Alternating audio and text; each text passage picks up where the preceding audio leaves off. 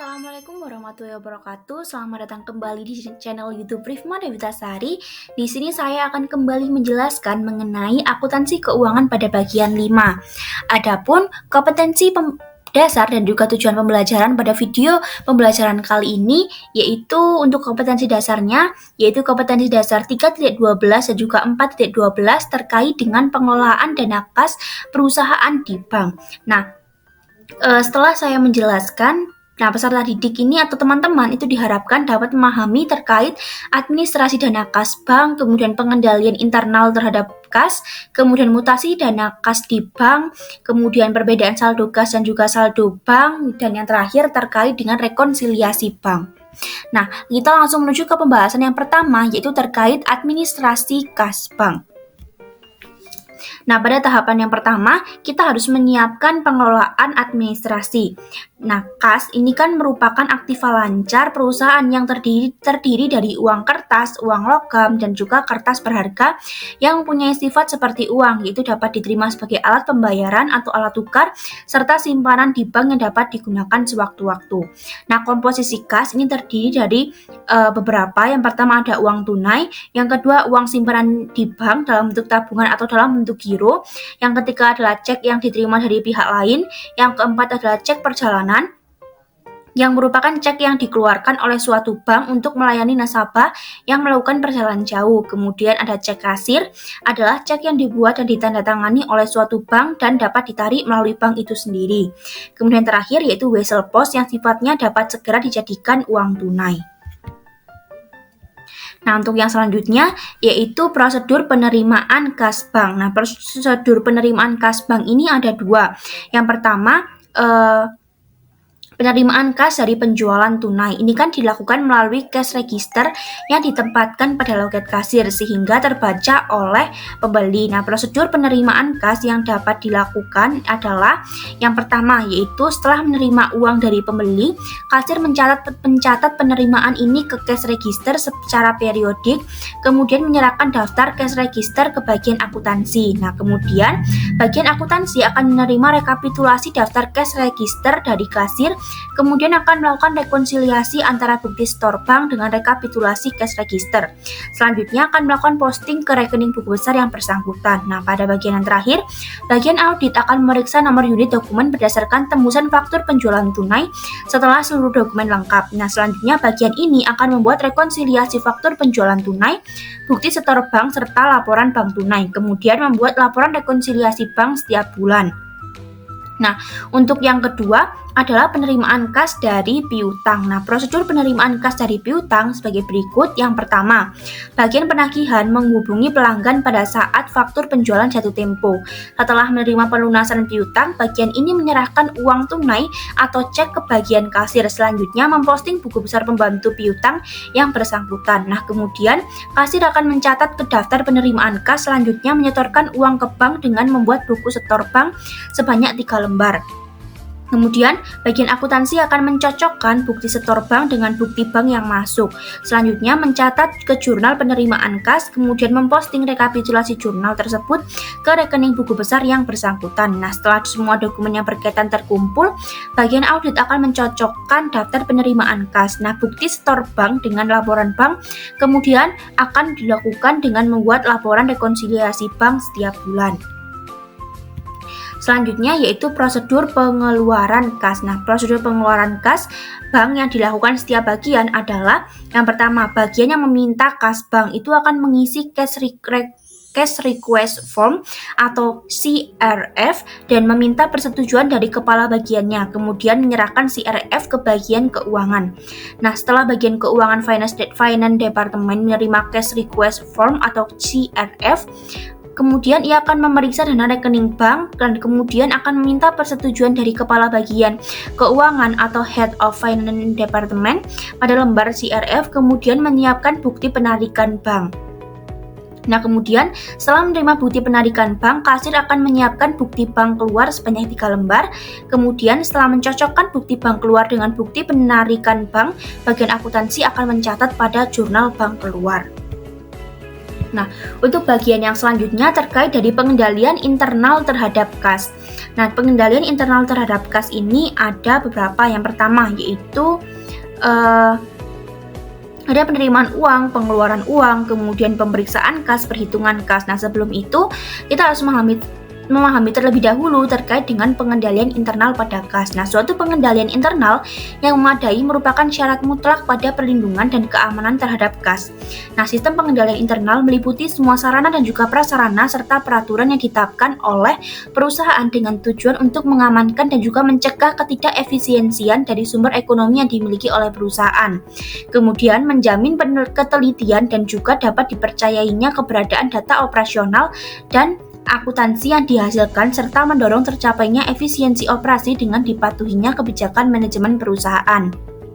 Nah, sistem pengendalian internal suatu perusahaan terhadap kas itu berbeda-beda tergantung dari bentuk dan jenis perusahaannya. Akan tetapi, terdapat dasar-dasar tertentu yang dapat digunakan sebagai pedoman dalam melakukan pengawasan dan pengendalian internal terhadap kas, yaitu yang pertama ada penerimaan uang. Nah, prosedur pengawasan yang dapat digunakan yaitu fungsi-fungsi dalam pencatatan dari setiap penerimaan harus dicatat dan ditunjukkan dengan jelas sebelum disetor ke bank. Yang kedua, diadakan pemisahan fungsi antara pengurus kas dengan fungsi pencatatan kas. Kemudian yang terakhir, diadakan pengawasan yang ketat terhadap fungsi penerimaan dan pencatatan kas.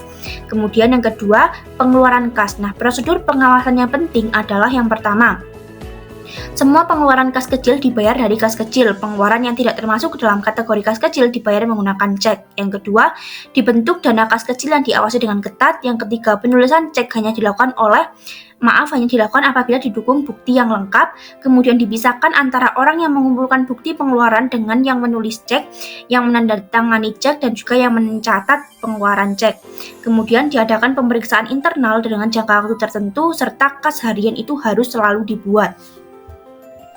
Nah, untuk yang selanjutnya yaitu terkait dengan pemeriksaan kas. Nah, pemeriksaan internal terhadap kas yang dilakukan secara tiba-tiba merupakan bagian dari sistem pengawasan kas.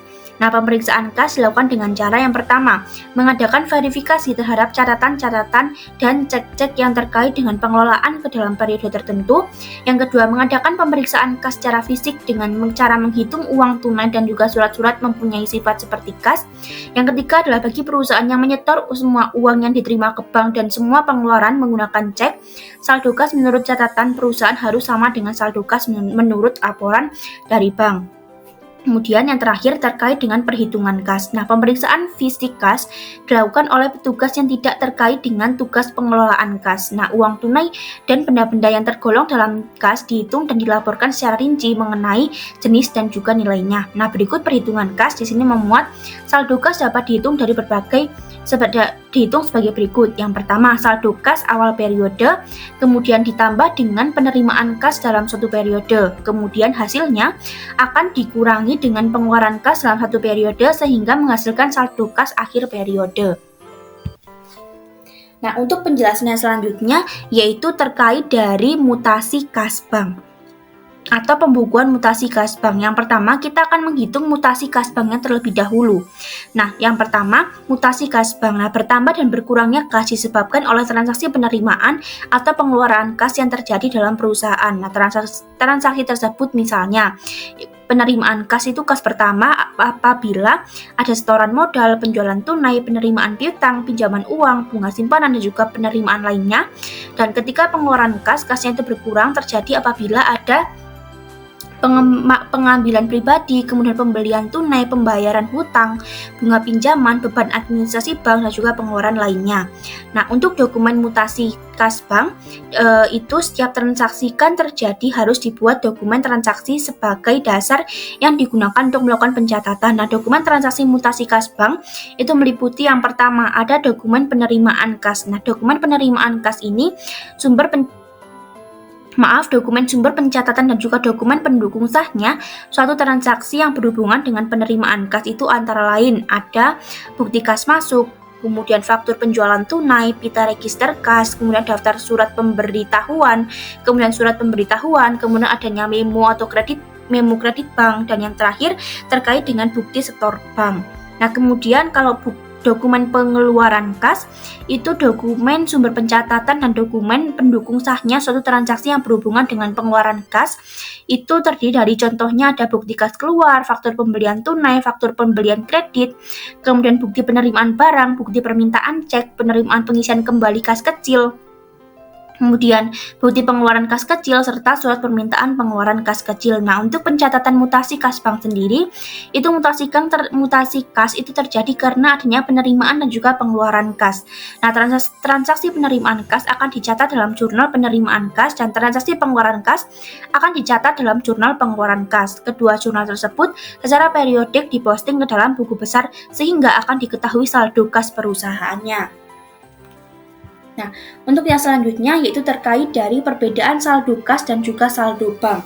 Nah, dalam praktiknya saldo kas menurut catatan perusahaan itu tidak akan pernah atau tidak pernah sama dengan saldo kas menurut rekening koran. Hal ini disebabkan karena dua faktor. Yang pertama adalah faktor waktu, di mana faktor waktu pencatatan suatu transaksi kas di perusahaan dan di bank dilakukan pada waktu yang berbeda, sehingga memungkinkan pada tanggal rekening koran ditutup terdapat transaksi yang sudah dicatat pada perusahaan, sementara di bank belum dicatat dalam rekening koran. Kemudian faktor yang kedua adalah faktor kekeliruan, di mana faktor ini terjadi sebab terdapat kekeliruan dalam mencatat jumlah uang. Hal ini dapat terjadi di perusahaan dan juga terjadi pada bank. Nah, untuk menghindari atau meminimalisir perbedaan saldo kas dan juga saldo bank, maka perusahaan harus menyetorkan semua kas yang diterima ke bank dan pembayaran menggunakan cek, sehingga transaksi kas perusahaan merupakan transaksi bank, yang artinya bank akan mencatat transaksi tersebut. Sama halnya dengan perusahaan. Selain itu, transaksi kas perusahaan meliputi transaksi kas yang terjadi di perusahaan dan transaksi kas yang terjadi di bank. Oleh sebab itu, verifikasi pengecekan ketelitian pencatatan sangat diperlukan baik di perusahaan maupun di bank.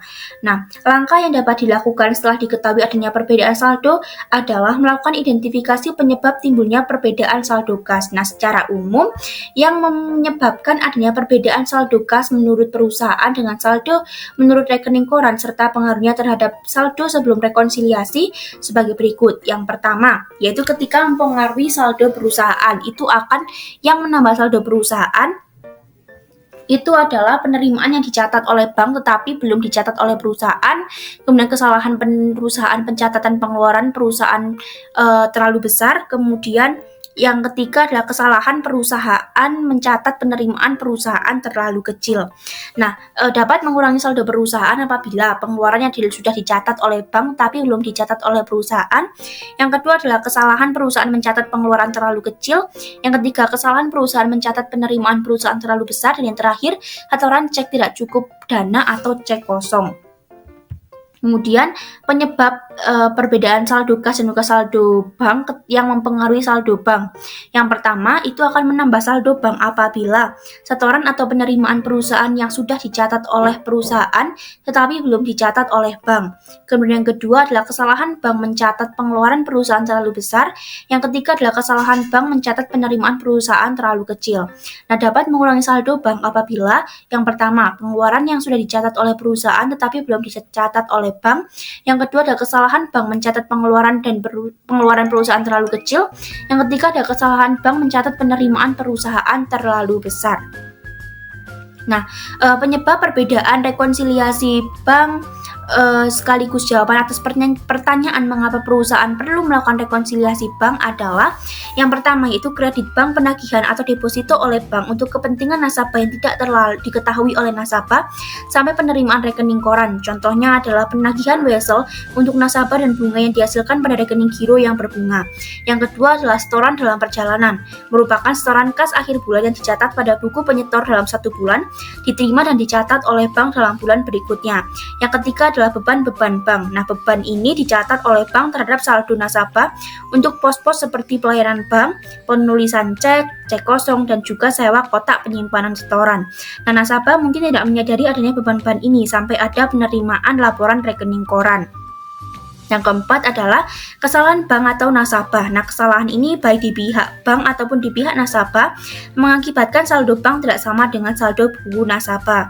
Yang terakhir yaitu cek-cek yang masih beredar. Nah, merupakan cek yang ditulis oleh penyetor, dicatat ketika dituliskan, tetapi belum dicatat atau belum diklirkan oleh bank sampai pada bulan berikutnya. Jadi, perbedaan antara catatan kas nasabah dengan catatan bank adalah hal yang biasa dan memang sudah diperkirakan sebelumnya. Oleh karenanya, keduanya harus direkonsiliasi untuk menentukan sifat dari perbedaan di antara kedua jumlah tersebut. Nah, baik kita menuju ke materi yang terakhir, yaitu terkait dari rekonsiliasi bank. Nah, rekonsiliasi bank sendiri adalah daftar transaksi yang jumlahnya rekonsiliasi bank ini adalah daftar transaksi dan jumlahnya yang menyebabkan saldo kas yang dilaporkan pada laporan bank berbeda dengan saldo kas pada pembukuan perusahaan. Nah, laporan rekonsiliasi laporan bank berguna untuk mengecek ketelitian pencatatan dalam rekening kas dan pencatatan bank. Selain itu, untuk mengetahui penerimaan atau pengeluaran yang belum dicatat oleh perusahaan. Nah, laporan yang perlu direkonsiliasi adalah catatan perusahaan dan bank sehingga harus membuat perbandingan antar keduanya agar dapat diketahui perbedaannya. Nah, perbandingan tersebut dilakukan dengan cara debit rekening kas dibandingkan dengan kredit catatan bank yang dapat dilihat di laporan bank pada kolom penerimaan, dan kredit rekening kas dibandingkan dengan debit catatan bank yang bisa dilihat dari laporan bank kolom pengeluaran. Nah, terdapat dua catatan kas dalam perusahaan. Yang pertama yaitu akun kas buku besar umum perusahaan, yang kedua adalah laporan bank yang menunjukkan penerimaan dan juga pembayaran kas yang dilakukan melalui bank. Nah, selanjutnya yaitu alasan diperlukannya penyusunan rekonsiliasi bank. Yang pertama adalah untuk mengetahui jumlah selisih saldo kas dari laporan bank yang saldo kasnya berbeda pada pembukuan perusahaan. Yang kedua adalah untuk mengetahui sebab-sebab apa saja sehingga terjadi selisih saldo kas pada catatan bank dan perusahaan. Yang ketiga adalah cara agar kita dapat mengetahui saldo kas yang sama benar akibat dari perbedaan saldo kas yang terjadi karena perbedaan catatan antara catatan bank dan juga catatan perusahaan. Nah, ada 4 bentuk rekonsiliasi bank dalam akuntansi. Yang pertama adalah rekonsiliasi bank dalam bentuk vertikal atau report form, di mana bentuk vertikal bisa disusun secara bertingkat, di mana bagian atas untuk rekonsiliasi saldo kas dan sedangkan bagian bawah untuk rekonsiliasi saldo rekening koran. Nah, di sini teman-teman bisa lihat gambarnya, di mana di atas ini adalah saldo kas menurut pembukuan perusahaan dan yang bawah adalah saldo rekening koran menurut pembukuan bank, sehingga dapat diketahui saldo kas yang setelah dilakukan rekonsiliasi.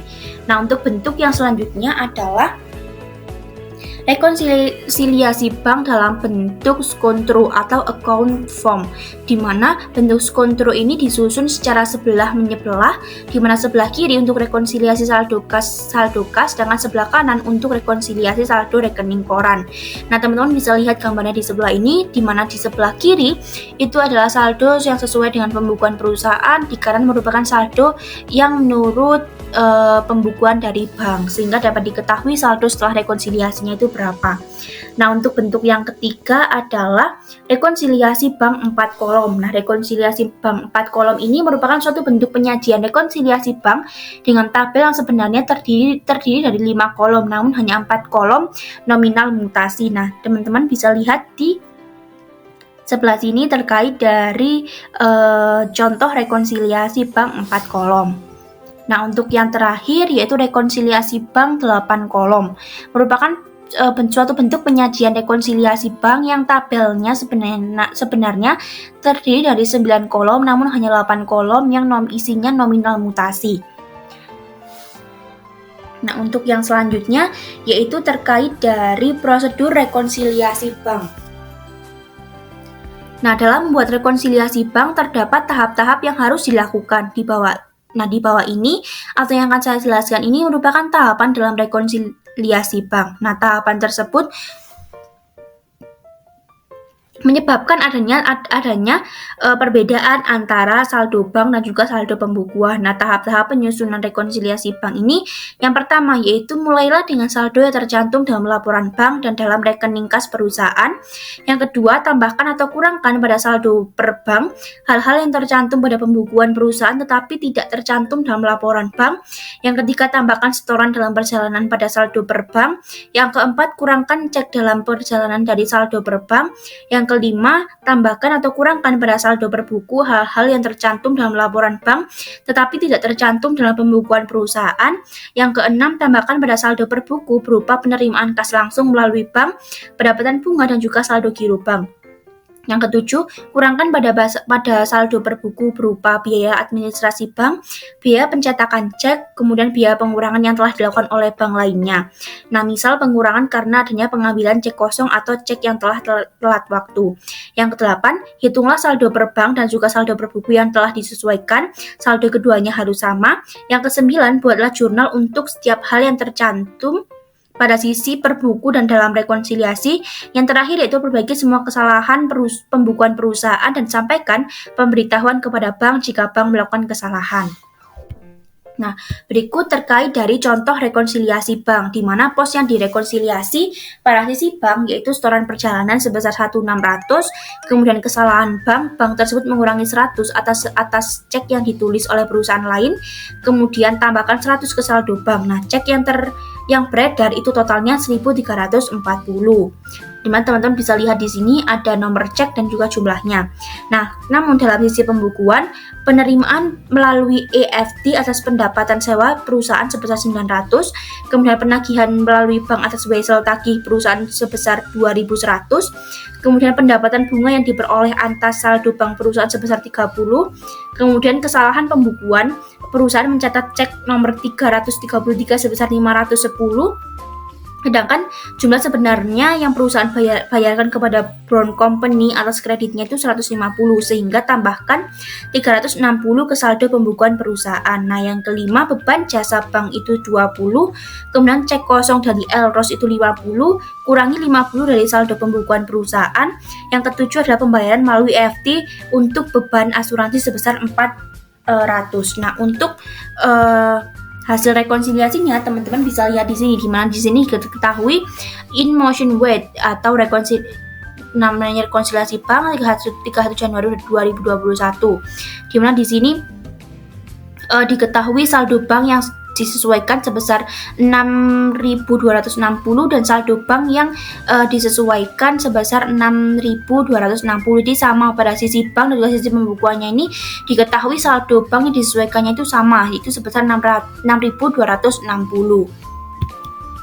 Nah, untuk penjurnalannya, untuk menjurnal transaksi dari rekonsiliasi. Nah, rekonsiliasi bank kan merupakan sarana bagi akuntan yang terpisah dari jurnal dan juga buku besar. Nah, rekonsiliasi bank tidak memperhitungkan transaksi dalam jurnal. Untuk mencatat transaksi ke dalam akun, dari membuat ayat jurnal dan memposting ke buku besar. Semua pos pada sisi pembukuan dan rekonsiliasi bank memerlukan ayat jurnal. Jadi, dari sini kan tadi ada pos yang dari sisi pembukuan. Nah, dari sisi pembukuan dari rekonsiliasi bank itu memerlukan e-jurnal. Nah, di sini kan contohnya ada kayak penerimaan melalui EFT 900. Jadi, semua yang masuk ke dalam sisi pembukuan ini akan dilakukan jurnal. Sehingga dari kasus tersebut didapatkan jurnalnya itu seperti ini. Nah, untuk lebih lengkapnya, teman-teman bisa lihat pada modul.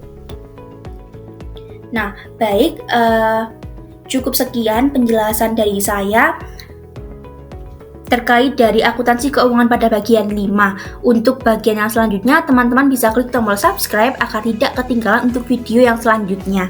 Nah, sebelum mengakhiri video pembelajaran kali ini, saya ingin memberitahukan kepada teman-teman apabila merasa kesulitan dalam memahami materi yang saya jelaskan, teman-teman telah masuk ke dalam website yang sudah saya buat. Di sana terdapat modul, latihan soal, serta ruang belajar online menggunakan aplikasi Teachmin. Nah, untuk link websitenya akan saya cantumkan dalam deskripsi box. Nah, cukup sekian video pembelajaran yang dapat saya sampaikan. Saya minta maaf apabila terdapat kesalahan atau mungkin kurang jelas dalam menjelaskan materi ini. Terima kasih banyak. Wassalamualaikum warahmatullahi wabarakatuh. Sampai jumpa.